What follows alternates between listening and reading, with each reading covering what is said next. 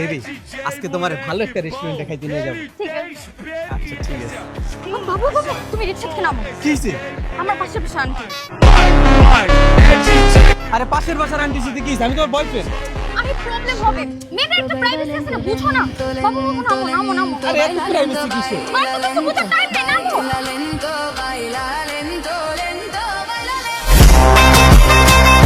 না বাবু skit fry মজা তো। নাও খাও। বাবু বাবু ওয়েটার হো ওয়েটার হো। ওটার মানে?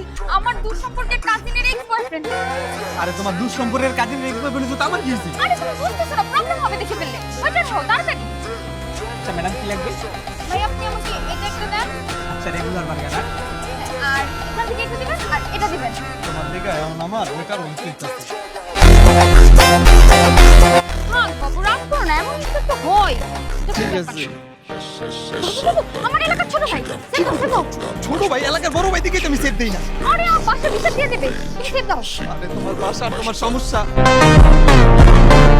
আরে বাসা ভিতর দিলে আমাকে বের করে দিবে বাসা থেকে। যাও যাও সেভ দাও। ঠিক আছে তুমি মোদিকে আমি দিচ্ছি।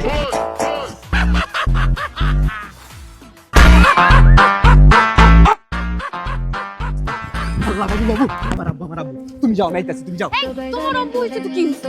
আরে বুঝতেছো না কি হইছে মানে জানলে সমস্যা না তুমি যাও এই গন্ডিটা আমি চলে পরে দেখা করবো। আমি তোমার সাথে এটা জানলে সমস্যা মানে কেন? তোমার কি অন্য কোনো জায়গায় চক্কর আছে? আরে কি বলতেছো চক্কর মুক্কর এগুলা কিছু নাই। তুই জানলে ঝামেলা বুঝো না কে। তুমি তাহলে তোমার আব্বুর সাথে অন্য মেয়েকে পরিচয় করে দিছো না?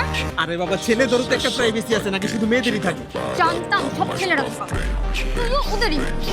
আরে বাবু বুঝার চেষ্টা করো। এখন পরিচয় করে সমস্যা কি?